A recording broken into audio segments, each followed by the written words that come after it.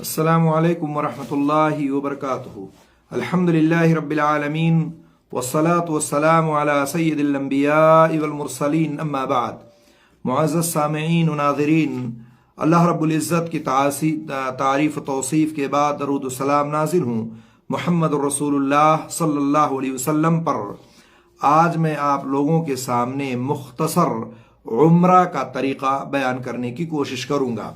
बहुत सारे भाई उम्रा पर जाते हैं, बहुत सारी गलतियां करते हैं और कई बार उम्रा करने के बावजूद भी उम्रा का सही तरीका उनको नहीं मालूम होता है।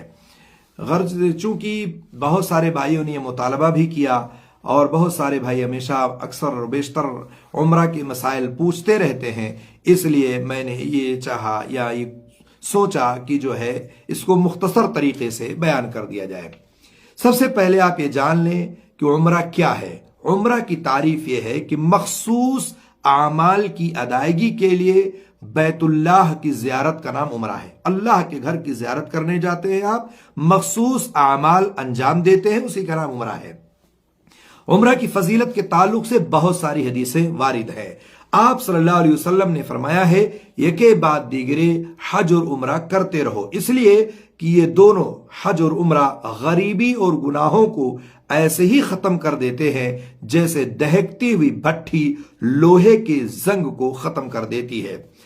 दूसरी हदीस अल्लाह के रसूल सल्लल्लाहु अलैहि वसल्लम ने फरमाया है, एक उम्रा दूसरे उम्रे तक के लिए दरमियानी मुद्दत के गुनाहों का कफ्फारा है और हज मबरूर का बदला जन्नत है। तीसरी हदीस अल्लाह के रसूल सल्लल्लाहु अलैहि वसल्लम ने फरमाया है, हज और उम्रा करने वाला अल्लाह के यहां मेहमान है। अल्लाह ने दावत दी, उन्होंने कबूल किया और उन्होंने मांगा तो अल्लाह रब्बुल आलमीन ने उन्हें नवाजा। एक दूसरी रिवायत में है कि अगर वो अपने गुनाहों की बख्शिश तलब करे तो अल्लाह ताला उन्हें बख्श देता है। ये रिवायतें इब्ने माजा में और सही बुखारी सही मुस्लिम में और सुनन नसई वगैरह में मौजूद है। उम्रा के अरकान और वाजिबात। उम्रा के 3 अरकान हैं। नंबर 1 उम्रा की नीयत करना, नंबर 2 बैतुल्लाह का तवाफ करना, नंबर 3 सफा और मरवा की सई। वाजिबात 2 हैं। नंबर 1 बाहर से आने वालों का मीकात और मीकात के अंदर रहने वालों का अपने मुकाम से और मक्का वालों का हुदूद हरम से बाहर जाकर एहराम बांधना। नंबर 2 हलक या कसर करवाना। हलक यानी बाल को कटवाना, कसर जो है छिलाना, या कसर यानी उसको कटवाना। न रुक्न छूटने से उम्रा बातिल हो जाता है। अगर आपने उम्रा की नीयत नहीं की, तवाफ नहीं किया, सई नहीं की तो आपका उम्रा बातिल हो जाएगा, दोबारा आपको उम्रा करना पड़ेगा। और वाजिब छूटने पर दम देना पड़ेगा। बकरा या बकरी मक्का में ज़बह करना होगा, जिसे मक्का ही के गुरबा और मसाकीन ही इस्तेमाल कर सकते हैं। आप या आपके साथी उसको नहीं खा सकते हैं और ना अपने वतन और अपने मुल्क और अपनी जगह ला करके उसको ज़बह कर सकते हैं। सिर्फ मक्का ही में ज़बह होगा और मक्का ही के गुरबा और मसाकीन उसको खाएंगे। इसके आगे चलते हैं मीकात। मीकात ये उम्रा या हज पर आने वालों के लिए आप सल्लल्लाहु अलैहि वसल्लम ने 5 मीकात मुकर्रर किए हैं। नंबर 1 जुल्हुलैफा, ये अहले मदीना और उस रास्ते से गुजरने वालों का मीकात है। नंबर 2 अल जुहफा, ये शाम, मिस्र, लीबिया, मगरिब, जजायर और उस रास्ते से आने वालों का मीकात है। नंबर 3 कर्नुल मनाजिल, जिसे अस्सैरुल कबीर भी कहा जाता है, अहले नज्द यानी रियाज, तम्माम, बहरैन, कुवैत, अल कसीर रास्ते से गुजरने वालों का मीकात है। नंबर 4 यलमलम, अहले यमन और उस रास्ते से गुजरने वालों का ही मीकात है। और नंबर 5 ज़ात इर्क, अहले इराक और उस रास्ते से आने वालों का मीकात है। ये 5 मीकात है। हर वो शख्स जो उम्रा करने या हज करने जाएगा उसको इस रास्ते से गुजर करके ही जाना होगा और वहां मीकात पर पहुंच करके वो हज और उम्रे की नीयत करेगा। उम्रा करने वाला मीकात पर पहुंचकर क्या करे? मीकात पर पहुंचकर गुस्ल करना सुन्नत है। अगर घर से गुस्ल करके गया है, सफाई सुथराई, नाखून बाल वगैरह काट करके गया हुआ है, मोछे वगैरह काट करके या इसी तरह से जेरे नाफ वगैरह का बाल साफ करके उम्रा करने वाला आया हुआ है तो सिर्फ वजू करके भी एहराम पहन सकता है। जरूरी नहीं है कि वो गुस्ल करे ही हर हालत में मीकात पर और उसके बाद फिर जो है वो एहराम पहने और उसके बाद आगे बढ़े। सिले हुए तमाम कपड़ों को उतार देगा, मसलन बनियान, अंडरवेयर या इसी तरह से मोजा, टोपी, जो भी वो उसके जिस्म पर है पहनता है वो सबको उतार देगा। एहराम की हालत में खुशबू नहीं लगाएगा। अलबत्ता एहराम की नीयत से पहले बदन में खुशबू लगा सकता है। मर्द का एहराम 2 सफेद चादरें होंगी, तहबंद और जो है चादर यानी लुंगी, इजार और ऊपर चादर की शक्ल में होगा। और खवातीन का एहराम रोजमर्रा का लिबास ही होगा, जो कुछ वो डेली पहनती हैं वही उसका एहराम होगा। अलबत्ता बापर्दा हो औरत और ज़ेबो ज़ीनत जाहिर ना करे। एहराम की नीयत के लिए कोई नमाज नहीं है। बहुत सारे भाई एहराम पहनते उसके बाद जाकर के 2 रकात नमाज पढ़ते मस्जिदों में। ये जान ले कि एहराम की कोई नमाज नहीं है। अलबत्ता अगर किसी शख्स की आदत हो कि वो वजू की सुन्नत पढ़ता है या मस्जिद में दाखिल हो गया तो तहियतुल मस्जिद पढ़ ले, तो एक अलग बात है कि वो तहियतुल वजू तहियतुल मस्जिद पढ़ ले। अलबत्ता एहराम की कोई नमाज नहीं है। अब एहराम पहन लिया, अब उम्रे की नीयत करनी है। उम्रे की नीयत करने वाला मीकात पर इस तरह से नीयत करे, लब्बैक उम्रतन, या यूं कहे अल्लाहुम्मा लब्बैक उम्रतन। अगर किसी और की तरफ से उम्रा करने का इरादा है, चाहे मर्द हो या औरत हो, तो लब्बैक उम्रतन के बाद उसका नाम ले ले। दूसरी की तरफ से उमरा या हज उसी वक्त किया जा सकता है जब वो पहले अपने नाम से कर चुका हो। मीकात से उमरा की नीयत करने के बाद मर्द हजरात बुलंद आवाज से तलबिया पढ़ें, खवातीन दबे अल्फाज में धीरे धीरे तलबिया को पढ़ें। तलबिया के अल्फाज ये हैं जिसको हमेशा याद रखना चाहिए। हमारे बहुत सारे भाई ऐसे हैं जो बार बार उमरा करते हैं, हमेशा उमरा करने जाते हैं, लेकिन आज तक उनको तलबिया याद नहीं है, आज तक उनको नियत करने का तरीका नहीं मालूम है। तो इसको चाहिए कि याद करने। क्या तलबिया है वो? लब्बैक अल्लाहुम्मा लब्बैक, लब्बैक ला शरीक लक लब्बैक, इन्नल हम्द वन निअमत लक वल मुल्क ला शरीक लक। सही बुखारी में है। एहराम पहनने के बाद कंधे को खोलना दुरुस्त नहीं। हमारे बहुत सारे भाई मीकात पर जब एहराम को पहनते हैं तो इस कंधे को खोल लेते, नीचे से चादर को डाल करके और खोल लेते। उनको ये मालूम होना चाहिए कि एहराम अगर पहन लिया तो एहराम पहनने के बाद जो है वो कंधे को ना खोलें, बल्कि तवाफ कुदूम में तवाफ शुरू करने के वक्त कंधे को खोला जाएगा। जब आप एहराम पहन करके मक्का में दाखिल हों, तवाफ करने की इब्तिदा करें, शुरू करें और तवाफ कुदूम आपका है वो, तो इस तरह से आप अपने दाहिने कंधे को खोलें। मीकात पर या कहीं और अपने एहराम को ना खोलें, यानी अपने कंधे को ना खोलें। उमरा पर आने वाला अपने मुल्क के एयरपोर्ट पर या घर से एहराम पहन सकता है, अलबत्ता नीयत मीकात पर ही आकर के करेगा। एहराम पहनने के बाद कुछ चीजों की पाबंदी लग जाती है, यानी ममनुआत एहराम है। एहराम पहन लिया आपने, कुछ चीजों पर आप पर पाबंदी लग गई। एहराम बांधने के बाद जो काम ममनू और जो है हराम है उन्हें ममनुआत एहराम कहा जाता है। उसकी 3 किस्में हैं। पहली किस्म यह है कि वो काम जो मर्द और औरत दोनों के लिए ममनू है। मिसाल के तौर पर सर और जिस्म के बाकी हिस्से से बाल उतारना, न मर्द उतार सकता है न औरत उतार सकती है, यानी काट सकती है। अलबत्ता जरूरत के वक्त आराम के लिए जैसे सर वगैरह खुजला सकता है। इसी तरह से नाखून काटना, अगर कोई नाखून टूट जाए या गिर जाए या उसे तकलीफ दे रहा है और काट दिया तो उससे कोई हरज की बात नहीं है। नंबर 3, जिस्म या एहराम के कपड़ों में खुशबू लगाना। इसी तरह जिस्म में खुशबू और साबुन तेल लगाना भी ममनू है। एहराम पहन लिया आपने, अब आप ना तेल लगा सकते हैं ना खुशबू लगा सकते हैं। मर्द औरत दोनों के लिए ममनू है। इसी तरह से खुश्की का शिकार करना या शिकारी की मदद करना एहराम की हालत में मर्द औरत दोनों के लिए ममनू है। इसी तरह से औरत से हम बिस्तरी करना, निकाह करना, करवाना, शादी का पैगाम भेजना, शहवत की नजर से देखना, जिस्म मिलाना, बोसा लेना, ये सारी चीजें एहराम की हालत में ममनू है। दूसरी किस्म है वो काम जो सिर्फ मर्दों के लिए हराम है, ममनू है, जैसे सर या चेहरे को ढकना। औरतें ढक सकती हैं लेकिन मर्द के लिए हराम है, जैसे टोपी, पगड़ी, रुमाल वगैरह पहनना या इस तरह से चेहरा ढकना और सर ढांपना। अलबत्ता छतरी, कार, बस, खेमा वगैरह का इस्तेमाल मर्द औरत सब कर सकते हैं। नंबर 2, सिले हुए कपड़े पहनना। औरतें अपने सिले हुए कपड़े को पहन सकती है लेकिन मर्द हजरा सिले हुए कपड़े को नहीं पहन सकती। अलबत्ता सिले हुए कपड़ों का इस्तेमाल जायज है, जैसे साइज के मुताबिक इस्तेमाल के लिए ना सिला गया हो, जैसे सिला हुआ बेल्ट या इसी तरह पट्टे वाली घड़ी या इसी तरह चांदी की अंगूठी, चश्मा वगैरह का जायज इस्तेमाल हालत एहराम में जायज है। तीसरी किस्म वो है जो सिर्फ औरतों पर हराम है, जो नकाब और दस्ताना, ये भी खवातीन एहराम की हालत में नहीं पहन सकती है, उनके लिए ममनू है। नकाब से मुराद वो कपड़ा जिसे औरत अपना चेहरा ढांपने के लिए इस्तेमाल करती है। उसमें से दोनों आंखों के लिए सुराख बना रहता है। औरत के लिए ऐसे कपड़े का इस्तेमाल मना है। अलबत्ता अजनबी मर्दों के सामने चेहरे को दुपट्टा वगैरह से ढांपना जरूरी है।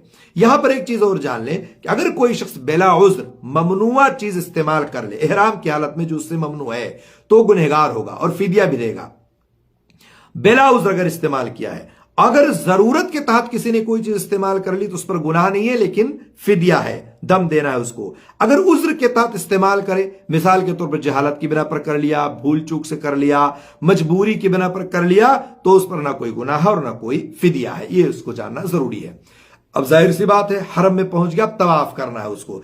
तवाफ करने का तरीका यह है कि मस्जिद हराम में दाखिल होते वक्त दाहिना पांव पहले रखे और दुआ पढ़े, अऊज़ु बिल्लाहिल अज़ीम व बिवजहिल करीम व सुल्तानिल क़दीम मिनश शैतानिर रजीम अल्लाहुम्मा इफ्तह ली अबवाब रहमतिक। सही मुस्लिम की रिवायत है।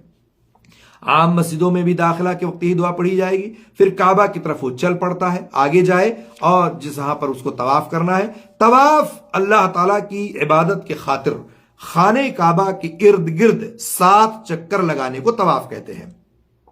और जो हजर अस्वद से शुरू होकर के और हजर अस्वद पर ही आकर के वो मुकम्मल होता है। खाने काबा को अपने बाएं जानिब रखे और कोशिश करे कि बावजू होकर के तवाफ करे। इसमें थोड़ा इख्तलाफ है कि बावजू होकर के इख्तलाफ करे या बगैर वजू के भी तवाफ कर सकता है। मैं उस इख्तलाफ में नहीं जाना चाहता, अलबत्ता बेहतर और अफजल है कि बावजू होकर के वो तवाफ करे। तवाफ का तरीका यह है कि हजर अस्वद के पास जो सब्ज निशान लगे हुए होते हैं, अलामत तो निशानी है, वहां पहुंचकर तवाफ कुदूम करने वाला अपने दाहिने कंधे को खोल ले, यानी जो इहराम की हालत में अपने दाहिने कंधे को खोल ले, चादर को बाएं कंधे के नीचे, दाहिने कंधे के नीचे से निकालकर बाएं कंधे पर ला करके डाल ले और इसी तरह से कंधे के ऊपर से लेकर के फिर हजर अस्वद को हाथ से छुए, अगर मुमकिन है तो। अगर मुमकिन नहीं है तो दूर ही से अपने हाथ को उठाए और सिर्फ एक हाथ उठाए, दाहिना हाथ उठाए और बिस्मिल्लाह अल्लाहु अकबर कह दे। अगर बराह रास्त छू लेता है तो उसको बोसा दे और नहीं छू पाता है तो चूमे ना, अपने हाथ को ना बोसा दे और वैसे ही चल पड़े और इसी तरह से वो आगे इशारा करके बढ़ जाए। इसी तरह से ये भी जान ले कि तवाफ की हालत में जो कुछ चाहे वो दुआ करे, जो चाहे वो मांगे, कुरान की तिलावत करे। तवाफ करने वाला अपनी जुबान में और अरबी जुबान में, जिस जुबान में चाहे वो दुआ मांग सकता है। और तवाफ के दौरान कोई खास दुआ नहीं है, जैसा कि बास किताबें हर चक्कर में दुआएं लिखी होती हैं, क्या पहले चक्कर की दुआ, दूसरे चक्कर की दुआ, तीसरे चक्कर की दुआ, ऐसी कोई दुआ मखसूस अल्लाह के रसूल सल्लल्लाहु अलैहि वसल्लम से साबित नहीं है कि हर चक्कर में अलग अलग दुआएं पढ़ी जाए। जो चाहे तवाफ करने वाला जिस जुबान में चाहे वो दुआ मांग सकता है। जब रुकने यमानी पर पहुंचे तो अगर हो सके तो उसको दाहिने हाथ से बिस्मिल्लाह वल्लाहु अकबर कहते हुए छू ले। अगर वो नहीं छू सकता उसको तो न हाथ को चूमेगा और न अपने हाथ को बढ़ाएगा और न इशारा करेगा और न ही अल्लाहु अकबर कहेगा। रुकने यमानी और हजर अस्वद के दरमियान में ये दुआ पढ़े, रब्बना आतिना फिद दुनिया हसनतन व फिल आखिरति हसनतन व क़िना अज़ाबन्नार। जब हजर अस्वद तक पहुंच जाए तो उसे छुए अगर मुमकिन है। अगर मुमकिन नहीं है और नहीं छू सकता है तो इशारा करते हुए अल्लाहु अकबर कहते हुए और इस तरह से फिर आगे बढ़ जाए। इसी तरह से 7 चक्कर वो करेगा। ये पहला चक्कर उसका मुकम्मल हुआ, हजर अस्वद से चला था, हजर अस्वद पर आके पहुंचा और 7वां चक्कर, 7 में से एक चक्कर उसका मुकम्मल हो गया। इसी तरह से 7 चक्कर को मुकम्मल करेगा। तवाफ इसी तरह से करता रहेगा यहां तक कि 7 चक्कर उसके मुकम्मल हो जाएंगे। मसरूर यह है कि तवाफ मुकम्मल करने के बाद मुकाम इब्राहिम के पीछे 2 रकात नमाज पढ़े, यह सुन्नत है। अगर मुकाम इब्राहिम के पास नमाज पढ़ने का मौका नहीं मिलता है, भीड़ भाड़ है, मुख्तलिफ लोग वहां खड़े होते हैं, डिस्टर्ब होता है, तो आप पीछे जाकर के मुकाम इब्राहिम के 2 रकात नमाज पढ़ लें या हरम में जहां भी आपको मौका मिले वहां पढ़ लें। अलबत्ता ये चीज याद रहे कि जो कंधा आपने तवाफ के दौरान खोला था, तवाफ मुकम्मल होने के बाद अपने दाहिने कंधे को बंद कर लें और मुकम्मल तरीके से चादर को ओढ़ लें और उसके बाद फिर जो है आप 2 रकात सुन्नत अदा करें। और 2 रकात सुन्नत जो पढ़ेंगे उसमें पहली रकात में सूरह फातिहा के बाद कुल या अय्युहल काफिरून, दूसरी रकात में सूरह फातिहा के बाद कुल हुवल्लाहु अहद पढ़ना मसनून है। और इस तरह से आप 2 रकात जरूर पढ़ें। यहां पर एक चीज वाज़ेह कर लें और जान लें कि अगर दौरान तवाफ नमाज का वक्त हो जाए मिसाल के तौर पर आप तवाफ कर रहे हैं, मगरिब का वक्त हो गया, इशा का हो गया, फजर का हो गया, या किसी और नमाज का वक्त हो गया, तो उस वक्त आप दाहिने कंधे को ढक करके नमाज पढ़। जो आपने तवाफ के दौरान कंधा खोला था, नमाज का वक्त हो गया, अब नमाज पढ़ने के लिए आपने दाहिने कंधे को ढके, फिर तवाफ जो है नमाज को मुकम्मल करें, फिर उसके बाद दाहिने कंधे को खोल करके और उसी जगह से तवाफ को शुरू कर दें जहां आप खड़े हुए थे। दूसरी बात है कि तवाफ के दौरान पानी पीने के लिए, थोड़ी देर आराम करने के लिए, या पहली मंजिल से दूसरी मंजिल तक जाने के लिए आपके लिए इजाजत है, कोई हरज की बात नहीं है, जा सकते हैं। तीसरी बात है कि तवाफ में अगर शक हो जाए कि क्या कितना मैंने क्या 2 किया या 4 किया या 3 किया या 5 किया, तो जिस अदद पर आपको यकीन कामिल हो उस पर अमल करें और कम वाली तादाद को मानकर 7 चक्कर मुकम्मल कर लें। चौथी बात यह है कि तवाफ के पहले 3 चक्करों में रमल यानी तेज तेज और छोटे छोटे कदम चलना मुस्ताहब है, लेकिन अगर भीड़ भाड़ की वजह से ये ना किया जा सके, ना चला जा सके, तो कोई हरज की बात नहीं है। और रमल सिर्फ मर्दों के लिए है, औरतों के लिए नहीं है। पांचवी बात यह है कि तवाफ के दौरान फोटोग्राफी करना, वीडियोग्राफी करना, इस तरह की तमाम चीजों से अपने आप को बचाएं ताकि इबादत में खलल ना पड़े। आप अल्लाह के घर गए हैं, इबादत करने की गरज से गए हैं, आप वहां मोबाइल को लाइव चलाएं, तस्वीरें खींचें, ये वैसे भी वीडियोग्राफी और फोटोग्राफी बहुत ही खतरनाक चीज है। इससे चाहिए कि अपने आप को आप बचाएं और बचा करके रखें, चूंकि आप इबादत करने गए हैं और इबादत में खलल नहीं पड़ना चाहिए।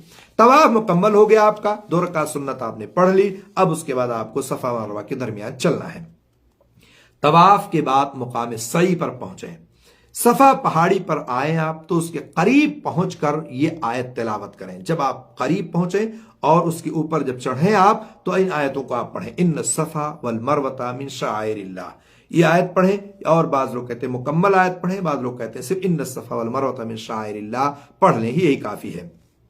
सफा पहाड़ी पर चढ़ें और इस तरह खड़ा हो कि खाने काबा नजर आ जाए, फिर काबा की तरफ रुख करके दुआ करें। आप पहाड़ी पर चढ़ गए, फिर काबा की तरफ रुख करें और उसके बाद ये दुआ पढ़ें। ये दुआ आपको याद होनी चाहिए, नहीं याद है तो याद कर लें। वो दुआ ये है, ला इलाहा इल्लल्लाहु वहदहु ला शरीका लहु लहुल मुल्क व लहुल हम्द व हुवा अला कुल्ली शैइन कदीर। ला इलाहा इल्लल्लाहु वहदहु अंजज़ वअदहु व नसर अब्दहु व हज़मल अहज़ाब वहदहु। सही मुस्लिम की रिवायत है। फिर चलते हुए मरवा पहाड़ी की तरफ जाएं। पहाड़ी पर चढ़ करके आपने दुआ पढ़ी, खाने काबा की तरफ खड़े होकर के आपने दुआ मांगी, फिर आप सफा पहाड़ी से मरवा की तरफ चल पड़े और जिस कदर मुमकिन हो आप वहां से भीड़ भाड़ न लगाएं और आगे बढ़ जाएं। जब आप वहां पर चलेंगे सफा से मरवा की तरफ तो सब्ज निशान आपको दिखेंगे, हरे रंग के निशानात आपको लगे हुए नजर आएंगे। वहां आप हल्की दौड़ लगाएं ताकि किसी को तकलीफ ना हो। और दौड़ना ये सिर्फ मर्दों के लिए है, औरतों के लिए नहीं है। जब मरवा पहाड़ी पर आप पहुंच जाएं तो ऊपर चढ़कर फिर किबला रुख होकर के चाहे तो दुआ मांगे और इस तरह से जिस तरह से आपने सफा पहाड़ी पर मांगी थी सही के 7 चक्करों में इसी तरह से आपको करना है। सफा से मरवा 1 चक्कर आपका मुकम्मल हो जाता है, फिर मरवा से लेकर सफा तक दूसरा चक्कर आपका मुकम्मल होता है। और इस तरह से सई के दौरान कसरत से आप अस्कार पढ़ें, दुआएं मांगें, जो आपको मांगना है अल्लाह रब्बुल आलमीन से मांगते रहें। यहां पर कुछ जरूरी वजाहतें हैं, उसको जानना जरूरी है। सई के दौरान कोई मखसूस दुआ नहीं है कि आप चलें कि कोई खास दुआ सई के दौरान करते रहें और मांगते रहें। नंबर 2, सफा से मरवा तक 1 चक्कर ही शुमार होता है और ना कि सफा से सफा तक होता है। बहुत सारे भाई हमारे सफा से चलेंगे और घूम के सफा पर आके पहुंचेंगे तो वहां पर पहुंचने के बाद 1 मानते नहीं। सफा से आप चले थे, मरवा पहुंच गए, 1 चक्कर मुकम्मल हो गया, फिर मरवा से सफा आप आएंगे, ये 2 चक्कर होता है। इस तरह से सफा से चलेंगे और मरवा पर आपका 7वां चक्कर मुकम्मल हो जाएगा। बहुत सारे भाई हमारी ये गलतियां करते हैं, उनको चाहिए कि इससे बचें। इसी तरह से बाज हमारे बहुत सारे भाई जो है आप देखें दौरान सई तस्बीह तहमीद जिक्र और अज़कार जो करते हैं वो छोड़ करके आप क्या करते हैं, मोबाइल में मशगूल होते हैं। उनको चाहिए कि अज़कार पढ़ें, दुआएं मांगें, तस्बीह और तहमीद पढ़ें, ना कि मोबाइल में लगे रहें और तस्वीरें वगैरह खींचने, वीडियो बनाने वगैरह में लगे रहें। इस तरह के काम करने से अपने आप को बचाएं और महफूज रहें। इसी तरह से सई के दौरान जो आप सफा और मरवा के दरमियान लगाते हैं, अगर आपको तकलीफ है, कोई मुश्किल है, परेशानी है, तो आप थोड़ी देर बैठ सकते हैं, आराम कर सकते हैं, पानी पी सकते हैं। गुफ्तगू करने में भी कोई हरज की बात नहीं है। अगर इसी तरह से किसी औरत को तवाफ के बाद, यानी उसने औरत ने तवाफ किया और उसके बाद सही करने आ गई और उस वक्त अगर उसको हैज का खून आ गया, मंथली आ गया या निफास का खून आ गया, तो सही कर सकती है, क्योंकि सही के लिए तहारत शर्त नहीं है। इसमें कोई इख्तलाफ नहीं है कि बगैर तहारत के सही किया जा सकता है। इसी तरह से मरवा पहाड़ी पर सही मुकम्मल होने के बाद 2 रकात नमाज पढ़ना सुन्नत से साबित नहीं। हमारे बहुत सारे भाई ऐसा करते हैं कि जब जिस तरह से तवाफ मुकम्मल होने के बाद 2 रकात सुन्नत पढ़ते हैं, और ये सुन्नत है, पढ़ना चाहिए। इसी तरह हमारे बहुत सारे भाई सही मुकम्मल होने के बाद मरवा पहाड़ी पर खड़े होकर के 2 रकात सुन्नत पढ़ते हैं। इसकी कोई हकीकत नहीं है, इसकी कोई असल नहीं है। आप कोई नमाज वहां सफा जो है मरवा पहाड़ी पर नहीं पढ़ेंगे। इसी तरह से सर के बाल मक्का में ही कटवाएं, ना कि मक्का से बाहर किसी और शहर में जाकर के ये काम करें। बहुत सारे भाई हमारे तवाफ सही मुकम्मल करने के बाद जाके जद्दा में, ताइफ में, दूसरे शहरों में जाकर के बाल कटवाते हैं। सही बात यह है कि मक्का ही में अपने बाल को कटवाएं और हलाल हो जाए, ना कि आप कहीं और दूर जाकर के इस तरह से अपने बाल को कटवाएं। सही जो है तहखाना में, पहली मंजिल, दूसरी मंजिल, तीसरी मंजिल, छत पर, हर जगह आप कर सकते हैं। कहीं भी जहां भी आपको मौका मिले वहां आप सही कर सकते हैं।